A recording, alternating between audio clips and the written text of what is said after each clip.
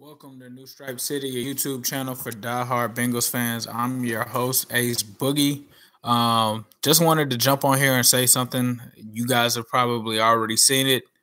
AJ Green reportedly will be out a few weeks, possibly. I mean, there's no even telling how long he'll be out, but AJ Green will be out with a foot injury. Really disappointed, really upset, not surprised. Typical Bengals kind of stuff, man. We saw the Bengals not make a move at the trade deadline.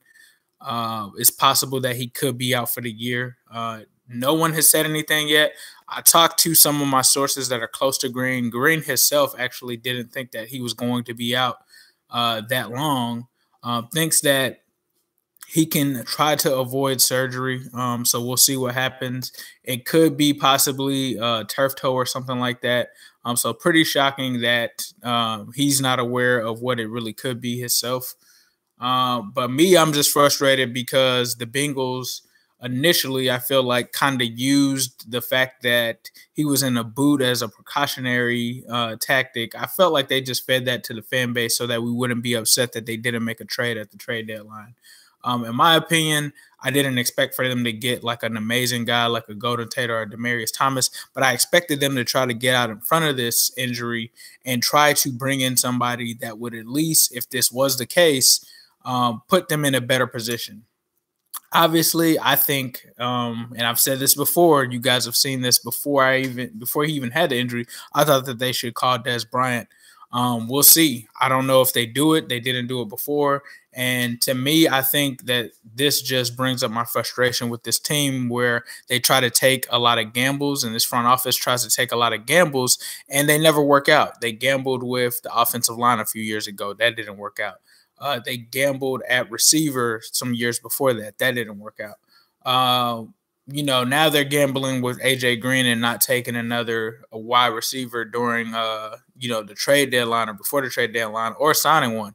It just doesn't make any sense because everyone knows anyone honestly who has a brain knows that without AJ Green, this offense dies. Although Tyler Boyd is playing well, he can't get open without AJ Green being there. This means that now the double teams are going to shift to him.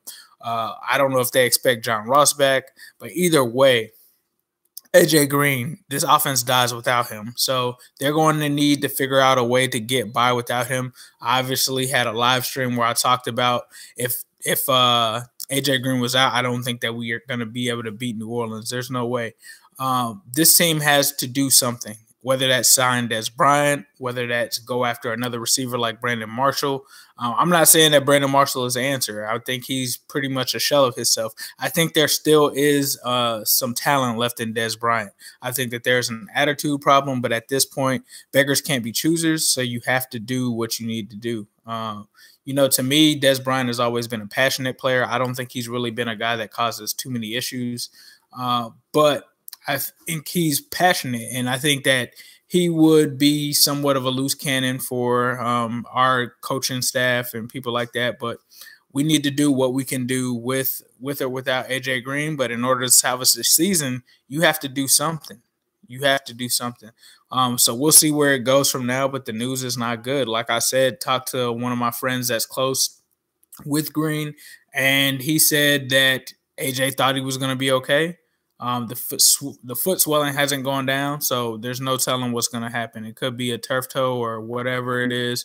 Let me know what you guys think. I think that they should try to at least address the position in some form or fashion. I don't think that John Ross coming back by itself is going to be enough. You still haven't seen enough from Josh Malone. You still haven't seen enough from Cody Core. I think that they need to do whatever they can. Thanks, Rob, for the comment on thank you for the videos.